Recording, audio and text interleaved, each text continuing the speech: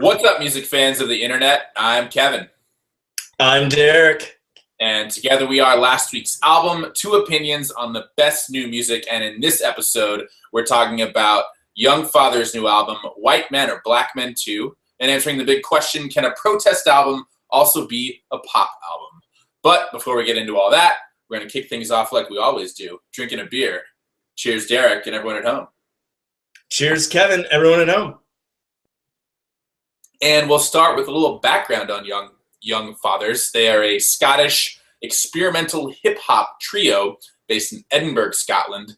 2014, they saw the release of their debut album, Dead, which won them the Mercury Prize. They actually beat out 14-1 odds to win it over FKA Twigs, Kate Tempest, and Damon Albarn. Quite the achievement. And this is their second album, White Men or Black Men 2, and they call it their interpretation of what a pop album should be. And while the album title may seem provocative, the group actually claims they put a positive spin on it. So, without further ado, let's talk about what it sounds like. Derek, what do you think? Kevin, I think White Men or Black Men 2 sounds like gritty industrial synths and beats laying groundwork for pop sensible melodies and politically charged lyrics. Right on. I think it sounds like brothers from the other mothers of hip-hop, post-punk, tribal, and krautrock. So with all that, you might have some idea of what it sounds like, and we'll give you a little bit more as we talk about key tracks. Derek, what are you going with? I'm going with Shame. All right, that's number 2. I'm going with number 9, which is called Liberated. So why don't you kick things off, Derek? That I will. Shame, as we mentioned, the second track on the album. It's really it hones in on this droning bass synth line.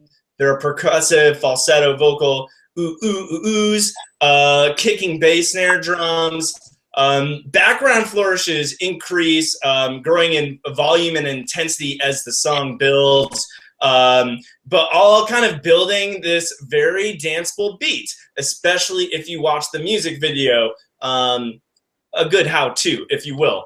At the 2:20 mark, there's a brief break which features these harmonized vocals, which really added kind of a gospel choir vibe to it, before immediately going back into this industrial pop groove. And then at the 3:30 mark, there are some super spacey sounding synths, which I at one point I was wondering if they had sampled that from Star Wars or something. They probably didn't.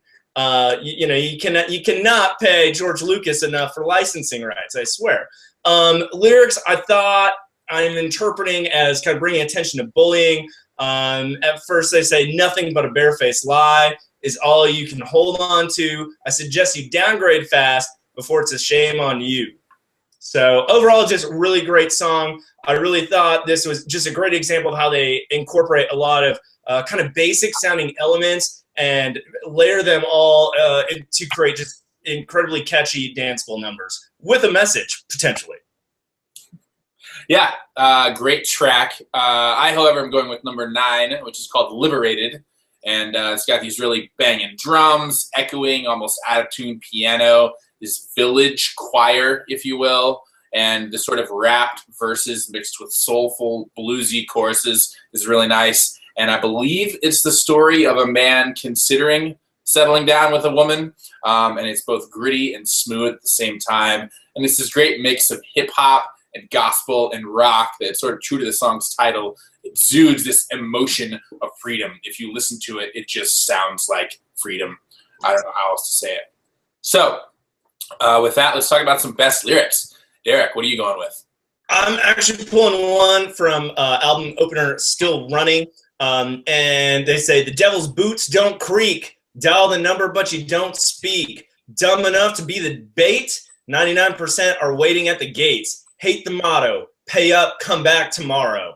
I guess to some extent that it's definitely touching on socioeconomic disparities, if you will. But the messages are all throughout the album were about persevering against that and nothing more than that. And I just thought here, a lot of vivid language, great rhyme scheme, just like that one caught my attention.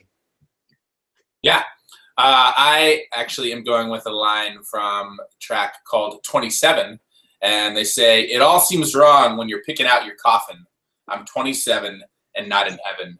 And it's a nice lyric, but then when you consider the fact that it's about that sort of epic, fabled age in music with Jimi Hendrix, Kurt Cobain, Janis Joplin, all died at the age of 27.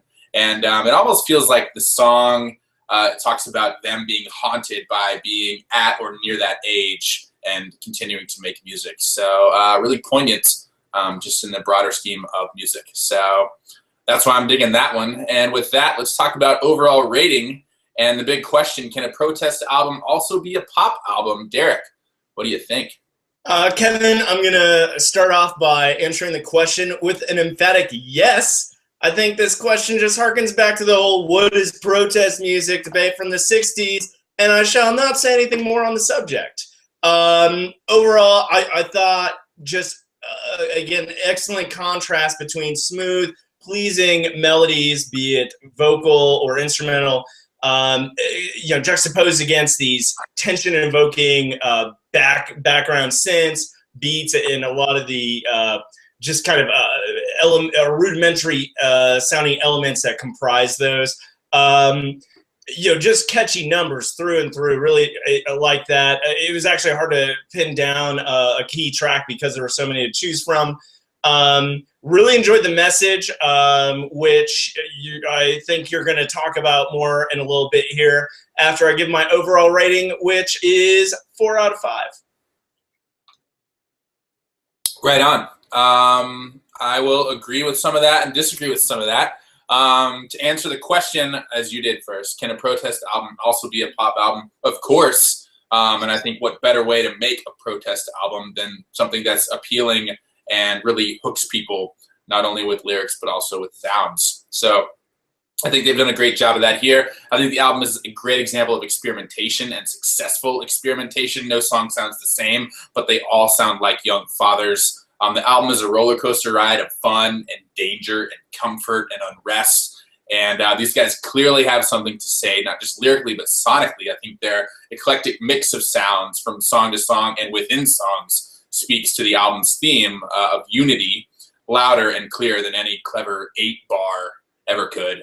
And overall, I think they're one of the most innovative groups I've heard in a long time. So I'm going to give this one a 5 out of 5. I loved their debut, Dead, and I think this one is even better, especially with the poignant message behind it. So definitely check these guys out and let us know what you think of the album. Don't forget to subscribe to us here at Last Week's Album. We're bringing you 2 opinions on the best new music. And as always, I'm Kevin. I'm Derek. And we'll see you next time, guys. Cheers.